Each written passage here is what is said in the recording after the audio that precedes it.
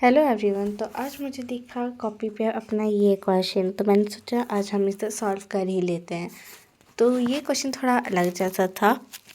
Understanding quadrilateral का ये question है। तो हमें इस पे एक्स वाई और जेड की वैल्यू फाइंड आउट करनी है।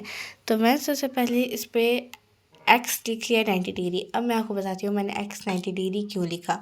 ये जो आपको एंगल दिख रहा है जिस पे कुछ नहीं लिखा हुआ है, ये राइट एंगल है। ये एल शेप पे है क्योंकि जो एल शेप पे होता है और राइट एंगल होता है वो कितने डिग्री का होता है, 90 डिग्री का। तो ये है 90 डिग्री का और 90 डिग्री के साथ ही है एक्स, और एक्स इसका अपोजिट एंगल है, इसलिए हमने लिख लिया X is equal to 90 degree क्योंकि ये इसका अपोजिट एंगल है। तो ये हो गया अपोजिट एंगल। अब हमने वैल्यू फाइंड आउट करनी है वाई की। और y की वैल्यू फाइंड आउट कैसे करेंगे? तो सबसे पहले मैं लिख लिया यहाँ y plus X plus 30 degree is equal to 180 degree. तो ये मैंने अब क्यों लिखा, चलिए बताते हैं। तो सर आपको पता होगा कि ये देखो, ये जो आपको फिगर दिख रही है इस पे ये ट्रायंगल शेप जैसा दिख रहा है ना, ये ट्रायंगल है एक, है ना। तो सम ऑफ ट्रायंगल कितना होता है, 180 डिग्री। कितना होता है सम ऑफ ट्रायंगल, 180 डिग्री। जैसे कि मैं आपको एग्जांपल देती हूँ, ए प्लस बी प्लस सी एक ट्रायंगल है। ए, यहाँ मेरा फ़ोन थोड़ा हैंग हो रहा है। एक ट्रायंगल है ए बी सी, इन सब का सम कितना होता है, हमेशा ट्रायंगल का सम कितना होता है, 180 डिग्री। इसलिए लिखेंगे हम a plus B plus C is equal to 180 degree.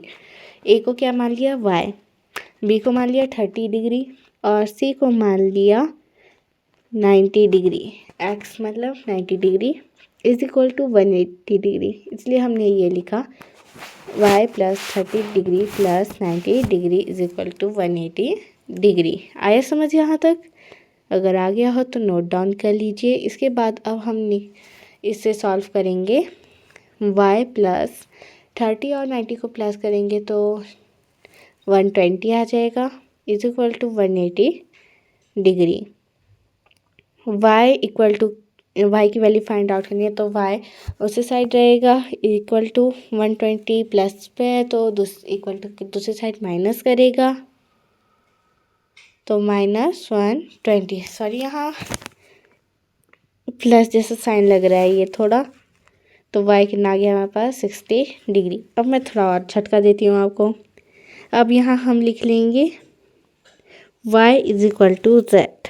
अब हम यहाँ क्यों लिखेंगे ये भी आपको चलिए बताते हैं।